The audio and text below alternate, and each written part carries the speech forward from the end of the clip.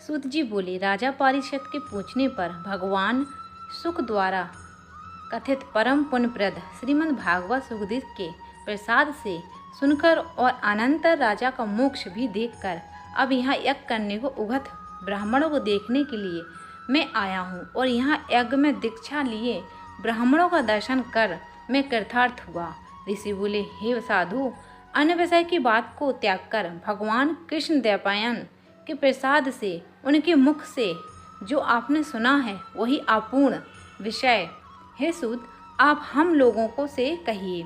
हे महाभाग, संसार में जिससे परे कोई सार नहीं, ऐसी मन को प्रसन्न करने वाली और जो सुधा से भी अधिकतर हितकर है, ऐसी पुण्य कथा हम लोगों को सुनाइए। सूत जी बोले, विलोम ब्राह्मण के चरु में क्षत्रिय का चरु मिल जाने से उत्पन्न होने पर भी मैं धन्य हूँ, जो श्रेष्ठ पुरुष भी आप लोग मुझसे पूछ रहे हैं। भगवान व्यास के मुख से जो मैंने सुना है वह यथा ज्ञान में कहता हूँ।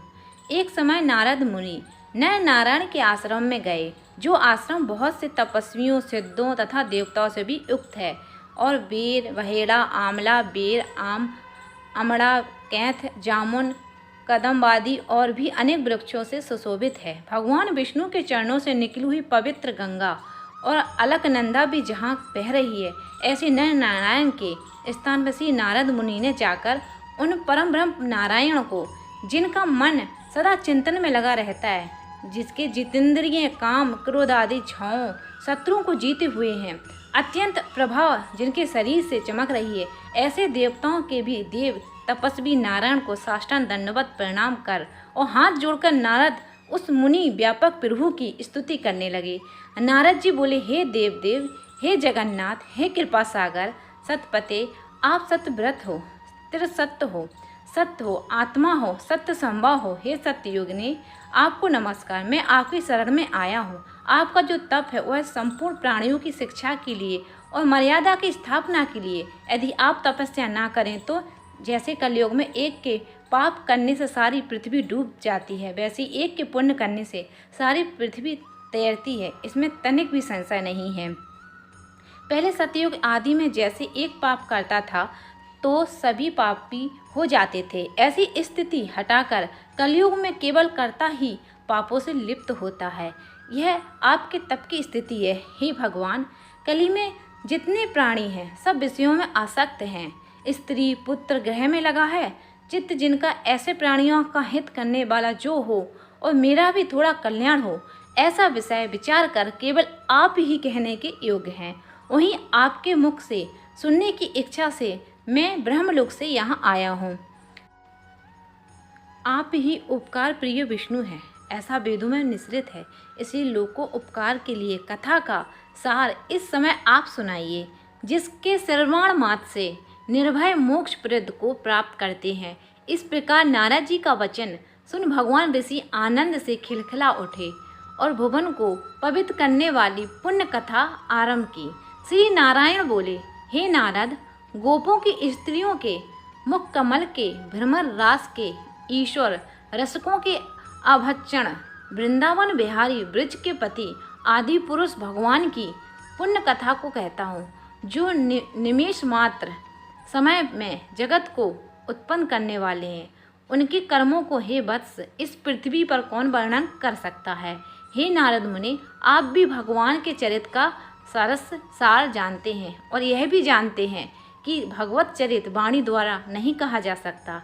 तदपि अद्भुत पुरुषोत्तम महत्व आदर से कहते हैं। यह पुरुषोत्तम महत्व दरिद्रता और वैधव्य को नाश करने वाला है, यश का दाता एवं सतपुत्र और मोक्ष को देने वाला है, अतः शीघ्र ही इसका प्रयोग करना चाहिए।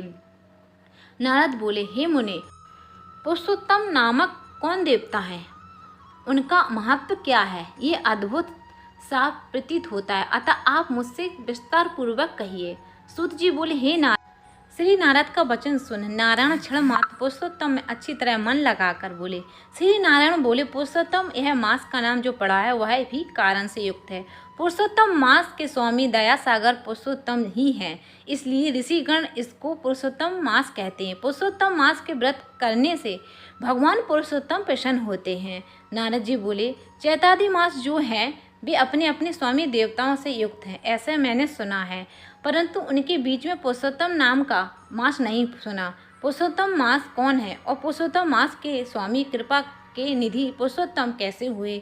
हे कृपा निधि, ये आप मुझसे कहिए, इस मास का स्वरूप विधान के कौन देवता प्रसन्न होते हैं और क्या फल देते हैं? इसके अतिरिक्त और जो कुछ भी तत्व हो वह हे तपोधन कहिए।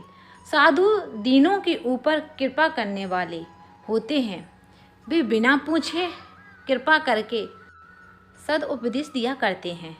इस पृथ्वी पर जो मनुष्य दूसरों के भाग्य के अनुवर्ती, दरिद्रता से पीड़ित, नित्य रोगी रहने वाले, पुत्र चाहने वाले, जड़, गूंगे, ऊपर से अपने को बड़े धार्मिक दर्शाने वाले, विद्या विहीन, मलिन वस्त्रों को धारण करने वाले, नास्तिक, पर स्त्रीगामी, नीच, जर्जर, दास वृत्ति करने वाले, आशा जिनकी नष्ट हो गई है, संकल्प जिनके भंग हो गए हैं, तत्व जिनके क्षीण हो गए हैं, कुरूपी, रोगी, कुष्ठी, टेढ़े मेढ़े अंग वाले। सुत जी बोले, इस प्रकार नारद के परोपकारी मधुर वचनों को सुन कर देव नारायण चंद्रमा की तरह शांत महामुनि नारद से नए मेघ के समान गंभीर वचन बोले।